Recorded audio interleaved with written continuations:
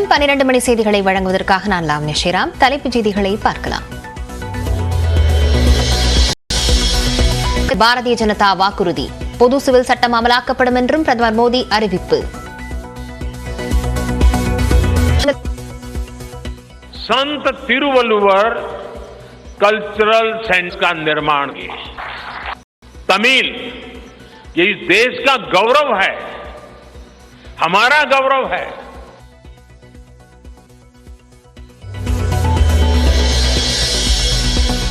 மூன்று கோடி பெண் லட்சாதிபதிகளை உருவாக்குவோம் என பாரதிய ஜனதா உறுதி. முத்ரா திட்டத்தின் கீழ் வழங்கப்படும் கடன் தொகை 10 லட்சத்திலிருந்து 20 லட்சமாக அதிகரிக்கப்படும் என்றும் பிரதமர் மோடி அறிவிப்பு.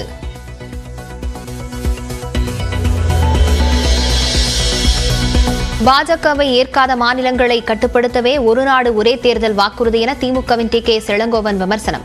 பாஜக கொடுத்திருக்கும் தேர்தல் அறிக்கை தமாஷானது என காங்கிரசின் செல்வ பெருந்தகை கருத்து. தமாஷான ஒரு தேர்தல் அறிக்கையை கொடுத்திருக்கிறார்கள். இந்தியில இன்னும் கொஞ்ச நாளில ஜும்லா என்று சொல்லுவார்கள். ஜும்லா என்றால் தமாஷ். ஏற்கனவே கொடுத்த வாக்குறுதியை ஒன்று நிறைவேற்றவில்லை.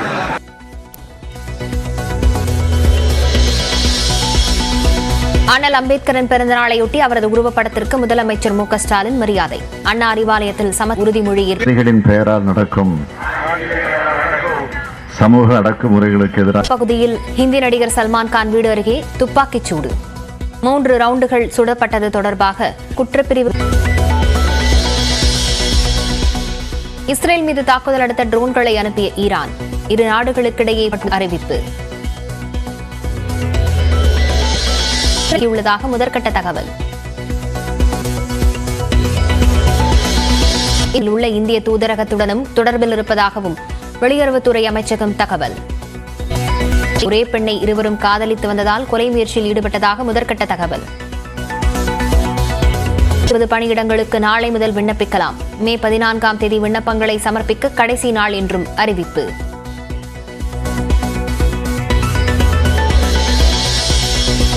தமிழ் புத்தாண்டையொட்டி கோயில்களில் சிறப்பு வழிபாடு செய்த மக்கள்.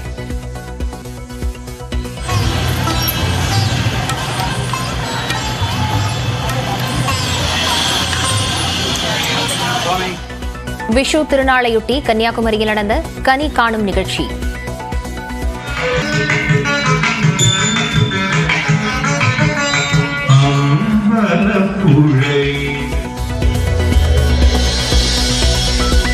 சென்னை மினி லாரியில் கொண்டுவரப்பட்ட 700 கோடி மதிப்பிலான தங்கக்கட்டிகள் பறிமுதல்.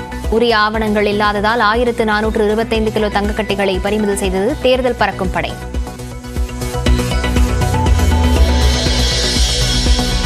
கொடைக்கானலில் நேற்று பெய்த கோடை மழை.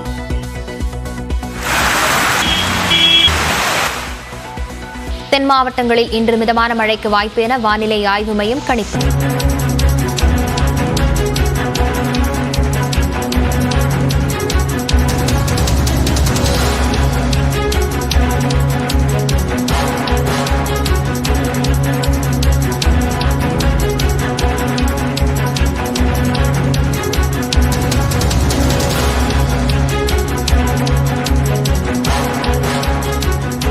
விலை அதிகரித்து வரக்கூடிய சூழலில் இது தொடர்பாக நம்முடைய கருத்துக்களை பகிர்ந்து கொள்வதற்காக நகை வியாபாரிகள் சங்கத்தைச் சேர்ந்த ஜெயந்திலால் சலானி நம்முடைய இணைந்திருக்கிறார். வணக்கம். கொண்டே இருக்கிறது இன்னும் தொடருமா இல்லை இது கொஞ்சம் குறையறதுக்கான வாய்ப்பு எதுவும் இல்லை? காரணம் என்னன்னா, தொடர்ந்து இந்த போர், ஒரு பதற்றமான சூழ்நிலை, பொருளாதார மந்தமான சூழ்நிலை போன்ற காரணங்கள் இனி விலை குறைவதற்கு வாய்ப்புகள் மிக குறைவு.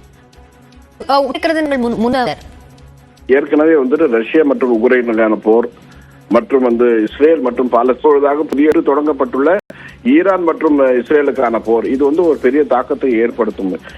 ஏனென்றால் ஈரான் நிறைய நாடுகளுக்கு எண்ணெயை சப்ளை செய்யுது. அப்படின்னு பாத்தீங்கன்னு சொன்னீங்கன்னா, இஸ்ரேல் டெக்னாலஜில டாப்பா இருக்கு. ஸோ ரெண்டுமே குறைஞ்சவங்க இல்லை. இவங்களுடைய போர் உலகத்தினுடைய எல்லா நாடுகளையும் பாதிக்கக்கூடிய ஒரு சூழ்நிலை உருவாகும். அப்படி போனால் துறையை சார்ந்த பங்குச்சந்தைகள் சரியும். அப்படின்னு பாத்தீங்கன்னா, முதலீட்டாளர்கள் தங்கத்தின் மீது மட்டுமே முதலீடு செய்வார்கள். இப்பொழுது விலை ஏற்றம் கூட இது சாதாரண விலை ஏற்றம் தான். இன்னும் கடுமையான விலை ஏற்றம் மிக விரைவில் வர இருக்கிறது. இணைப்பில் கருத்துக்களை பகிர்ந்து கொண்டமைக்கு நன்றி திரு ஜெயந்திலால் சலானி.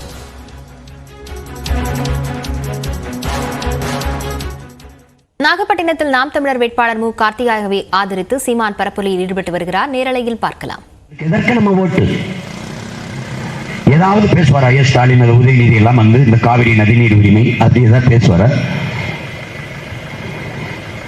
முந்தா நாள் வரைக்கும் நம்முடைய மீனவர்களின் படகுல ஏறி சிங்கள ராணுவ வீரன் இரும்பு கம்பியால் தாக்கி அடிக்கிறான். அதுக்கு யாராவது நீங்க கண்டிச்சது உண்டா? இல்ல கொடுத்தது உண்டா? எவ்வளவு பெரிய கொடுஞ்செயல் என்று 8 முறை 7 முறை வர்ற பிரதமர் இந்த மண்ணின் மக்களின் ஓட்ட தானே கேட்டு வர்றார். இந்த மக்கள்ல 3 பேர் அடிச்சிருக்காங்க இன்னொரு நாட்டு ராணுவ வீரர், அது தப்புன்னு ஒரு கண்டிக்கலையா? கண்டிக்க கூடாதா? அது வருந்தத்தக்கது. அந்த மாதிரி செயலை இனிமே செய்யாதீர்கள் என்று ஒரு வார்த்தையாவது சொல்லியிருக்காரா? அவருக்கு எதுக்கு உங்க வாக்கு? எதுக்கு போடுறீங்க? 10 ஆண்டுகள் ஆண்டுச்சு பாரதிய ஜனதா, இனிமே வந்து என்ன செய்ய போகுது? அவரே சொல்றாரு 10 ஆண்டுகளா நான் மக்களுக்கு சூப்பு கொடுத்துக்கிட்டு இருந்தேன் அப்படின்னு. இப்ப ஜெயிச்சு போனா நேரடியா வெஸ்ட கொடுத்து கொண்டுருவேன், அவ்வளவுதான். வேற என்ன செய்ய போறாரு? அதுக்கு முன்னாடி 10 ஆண்டு காங்கிரஸ் ஆண்டுச்சு, என்ன நடந்துருச்சு? 20 ஆண்டுகள் மன்மோகன் சிங்கும் ஐயா மோடியும் சேர்ந்து காலி பண்ணியிருக்காங்க. என்ன நடந்திருக்கு ஒரு நாட்டில் சொல்லு? ஏழ்மை ஒழிஞ்சிருக்கா? வறுமை மாறி இருக்கா? வேலையில்லா திண்டாட்டம் ஒழிஞ்சிருக்கா? தடையற்ற மின்சாரம் கிடைச்சிருக்கா? பயணிக்க நல்ல பாதை இருக்கா? குடிக்க தூய நீர் இருக்கா? படிக்க கல்வி இருக்கா? படிச்சா வேலை இருக்கா?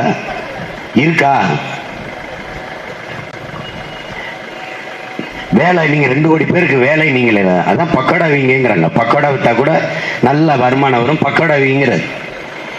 ஏன் அமித்ஷா சொல்றாரு பக்கோடா விற்கலாம், பக்கோடா வித்தா நல்ல லாபம் வரும் அப்படின்னு. ஏன்? பக்கோடா தின்னவன் டீ குடிப்பான். அவர் டீ வித்தவரு யாரு? அவர் டீ வித்தவரு. பக்கோடா தின்னா டீ குடிப்பான், டீ வியாபாரம் நல்லா போகும். எப்படிப்பட்ட ஆளுகளை நீங்க தேர்வு பண்ணி பிரதமர் அமைச்சராக்கி நாட்டை கொடுத்து கொடுமை நடந்துருச்சு. நாடு ஒன்றும் வளர்ந்ததா தெரியல. மோடியோட தாடி, முகத்துல தாடி மட்டும்தான் வளர்ந்ததா இருக்கு, எதுவும் வளரல. கொரோனாவுக்கு எவ்வளவு பெரிய சயின்டிஸ்ட் பாருங்க. கொரோனாவுக்கு எல்லாரும் கைதட்டுங்க, எல்லாரும் மணி அடிங்க, எல்லாரும் கும்மி அடிங்க, குழவை போடுங்க, கொரோனா ஓடிடும்னாங்க.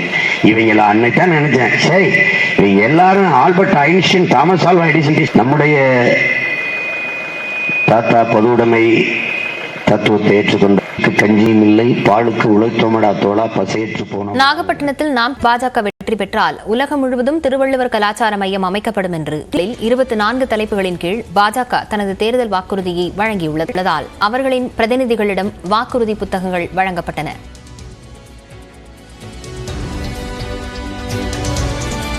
இந்நிலையில் பொதுவான வாக்காளர் பட்டியல் வழங்கப்படும் என்று பாஜக தனது தேர்தல் வாக்குறுதியில் குறிப்பிட்டுள்ளது. 70 வயதுக்கு மேற்பட்ட முதியவர்களும் மருத்துவ காப்பீடு திட்டத்தின் கீழ் சேர்க்கப்படுவார்கள் என்று பிரதமர் மோடி வாக்குறுதி அளித்துள்ளார். இதேபோன்று திருநங்கைகளுக்கும் ஆயுஷ்மான் பாரத் திட்டம் விரிவுபடுத்தப்படும் என பாஜக வாக்குறுதி அளித்துள்ளது. உலகம் முழுவதும் திருவள்ளுவர் மையம் அமைக்கப்படும் என்றும் அதன் மூலம் யோகா, ஆயுர்வேதம், நாட்டின் மொழிகள், பாரம்பரிய இசை உள்ளிட்டவை தொடர்பான பயிற்சி வழங்கப்படும் என்று பாஜக வாக்குறுதியில் குறிப்பிட்டுள்ளது.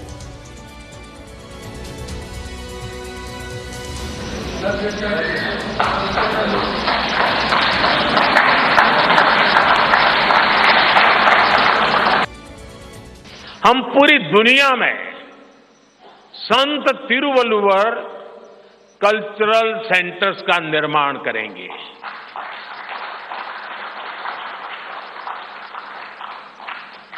दुनिया की सबसे पुरानी भाषा तमिल, ये इस देश का गौरव है, हमारा गौरव है। तमिल भाषा की वैश्विक प्रतिष्ठा बढ़ाने के लिए भाजपा हर प्रकार